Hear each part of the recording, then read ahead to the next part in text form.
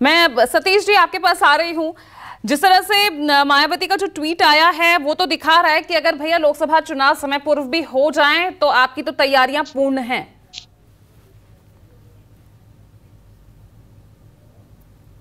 मेरा मानना यह है कि बीजेपी कहीं ना कहीं देश में, देखिए, देश के मूड को निश्चित रूप से बीजेपी बहुत अच्छे से समझती है, इसमें कहीं कोई दो राय नहीं। और पूरे देश में बीजेपी के खिलाफ माहौल है, इसमें कहीं कोई दो राय नहीं।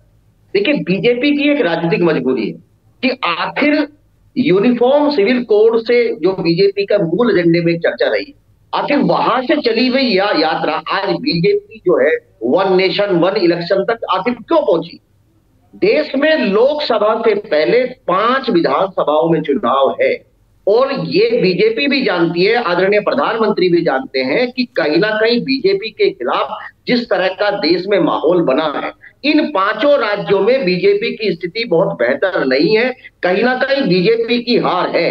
अब ऐसे हालात में उन चुनाव को लोकसभा के साथ किस तरीके से एडजस्ट किया जाए, कहीं ना कहीं बीजेपी ये जानबूझ करके, क्योंकि देखिए ये इतना आसान नहीं है और राजनीति में सब कुछ कोई दावे तो नहीं किए जा सकते, लेकिन मैं एक बात दावे के साथ कहूंगा कि बीजेपी चाहती है, क्योंकि ये देश जो है ना, ये फेडरल स्ट्रक्चर के ऊपर है, राज्य के अलग अधिकार है, कहीं ना कहीं केंद्र के अधिकार अलग है। जो चुनी हुई विधानसभाएं हैं उसको आप कैसे गिराएंगे, उसको कैसे आप समय पर खत्म कर देंगे, ये बीजेपी भी जानती है। बाकायदा इन चीजों को लेकर के जो राज्य सरकार है वो देश की अदालतों में जाएंगे और कहीं ना कहीं ये सारी चीजें इसलिए की जा रही है ताकि इन 5 विधानसभाओं के चुनाव भी अंत में जाकर के लोकसभा के साथ कराए जा सके।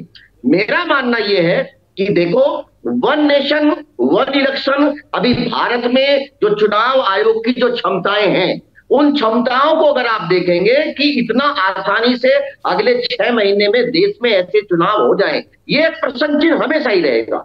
और मुझे नहीं लगता, आप ये बात मान लीजिए, जो आप कहीं ना कहीं एक विशेष सत्र बुला रहे हैं, उस विशेष सत्र में बीजेपी निश्चित रूप से अपने मूल एजेंडा जो यूनिफॉर्म सिविल कोड है, उस तरह की विवादास्पद चीजों को पे चर्चा करेगी, अपने खिलाफ जो माहौल है उसको कहीं ना कहीं डाइल्यूट करने की कोशिश करेगी। और देखिए, एक चीज मैं आपको बता दूं कि ये सवाल जो है, जैसा अभी कुछ कह रहे थे कि भाई आप विपक्ष में जो है ना, जो आपने चंद्रयान भेजा या आपने जो है, ये बात बीजेपी से भी जाकर के पूछो ना कि इस देश के जो अभी इकोनॉमिक्स का जो बनर्जी जो जो जो पति पत्नी को जो नोबेल प्राइज मिला था, इस देश के प्रधानमंत्री ने बाकायदा उनको बधाई दी थी क्या?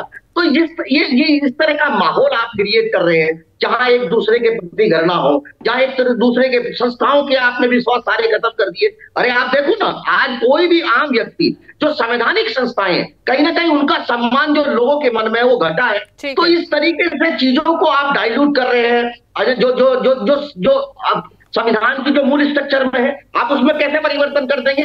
2/3 का आपके पास लोग राज्यसभा में है क्या विश्वास?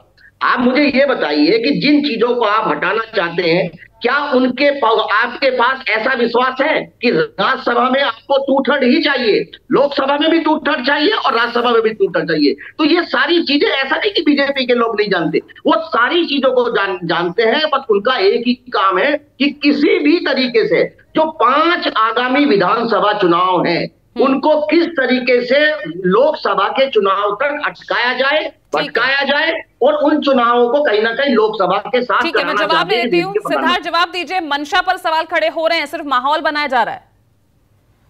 जी पूजा जी, मैं बिल्कुल जवाब देता हूँ। एक आग्रह मैं आपसे ऑन एयर और करना चाहूंगा, क्योंकि सभी लोग यहाँ विपक्ष से बैठते हैं, तो या तो आप सत्ता पक्ष से और लोगों को बैठाया करिए या बराबरी का मौका दिया करिए।